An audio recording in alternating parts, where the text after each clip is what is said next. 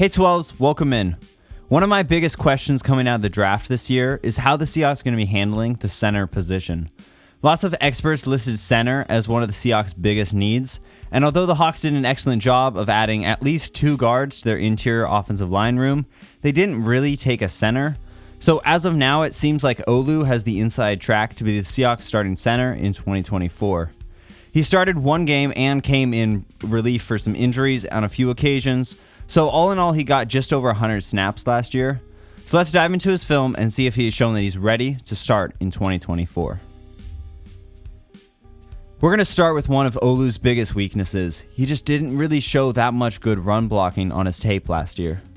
It's not that he's a liability in this sense, but he just really doesn't move guys as much as you would like in the ground game. Let's look at this play from Week 7 against the Arizona Cardinals, which was his only start last year.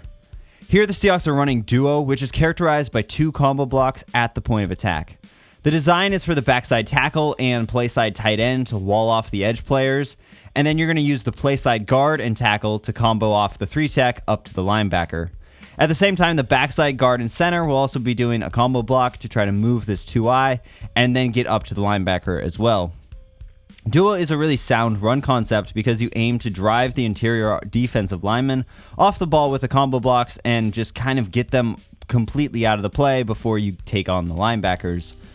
Olu Oluwatimi here does a decent job with his combo block on the 2-eye, but there's just not that much violence or knockback. The entire goal of these double teams is to take 600 pounds of your guys against 300 pounds of theirs and really move these guys. And Olu helps seal the 2-eye, but he doesn't really move him that much or blow him off the ball. And honestly, that is the entire goal of this concept, to win big with these combo blocks, and Olu just doesn't really win big. Then, after not really winning at the first level, Olu Oluwatimi is too slow to get up to the linebacker. On this play, Olu has a similar role to the left tackle, Stone Forsythe, and I just want you to compare the speed and power that they both deliver on both of the levels of the concept. This is all over Olu's tape. He's really solid at getting square and staying in front of the guy that he's blocking, but he just doesn't really deliver a lot of power or drive to really move these guys. There was one play on his tape last year, specifically this play against Detroit, where Olu did more with intensity and power, so I think it is there, but he just needs the additional coaching and technique to bring this level on every single play. Again, I think this would definitely come, coaching and also being in the strength and conditioning program for an NFL team for one more year. I really do think he's going to get there, but he does need to develop a little bit in his run blocking. Hey 12s, this channel is so close to 1,000 subscribers, so if you appreciate the content, please subscribe. I really appreciate it, and let's get back to the video. I think the far bigger issue with Olu Oluwatimi's game is the lack of high-end athleticism. I just don't really think he offers that much as a moving blocker. Here, when Olu was in for injury against the Giants, he's asked to climb immediately to the second level and slow up this linebacker. But he just doesn't have the get-off and speed to go get this guy. This is definitely something that you can scheme around, but Olu just doesn't unlock some of the run concepts that you would hope from a higher-end center. At Washington, Ryan Grubb really did lean into pulling his linemen, and particularly his center, because he did have an athletic center, and he really likes to do this, so I just don't know if you're going to be able to do all of the same things with Olu Oluwatimi, and he's not really going to be able to be used in that way. You simply cannot ask him to make these types of blocks, and this does limit his upside in the run game. But Olu Oluwatimi really makes up for how he run blocks with his pass protection. The anchor and awareness on this guy is legit.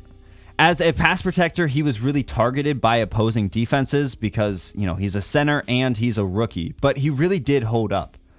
On this snap, Olu is pretty much in the worst spot imaginable for a center. He has 2 excellent interior defensive linemen aligned right in front of him. And here he's going to actually have to block the best nose tackle in the game in Dexter Lawrence one-on-one. And end of the day, he just holds up. I know that you could argue that he was about to lose this block. When you're a 5th-round rookie, just being able to slow up Dexter Lawrence is pretty wild. Throughout all of his pass protection, he shows great anchor and is able to take care of his assignment. He does a really good job of not letting the pocket collapse on the quarterback and even has the feet to mirror pass rushers. He does not let the rushers go through him, and he's pretty solid at not letting them go around him, so he really just does win a ton of these one-on-one situations. He also demonstrated excellent awareness on this play against the Arizona Cardinals. When you're a center, you're often asked to just help out the two guards with their blocks, and having the awareness to be able to help out both of them on this play is really important when holding up against four-man rushes. I really like how he secures Bradford on his block and then goes to reinforce Lewis on his assignment. Olu is crucial in ensuring that both of these guards are able to hold their ground, and I think he just does a great job here, and this is not something that you'd expect from a first-year center. As a pass protector, I think Olu Oluwatimi is going to be really solid when he's one-on-one and really solid when he's helping out others. So I just think he's going to be an above-average starter next year, at least in pass protection. Overall, I feel pretty good about Oluwatimi potentially starting. I think that Ryan Grubb can figure out ways to scheme around his shortcomings as an athlete and coach up the run blocking. And as a pass protector, of course he's going to continue to develop, but I think at the baseline he's going to be a pretty good starter. He's not the perfect player to start at center, but at the end of the day, I think he'll be pretty decent and he'll get the opportunity to continue to develop and improve his game. Thank you so much for watching. More of these breakdowns are definitely coming as we march towards the preseason, so be sure to subscribe so you don't miss it.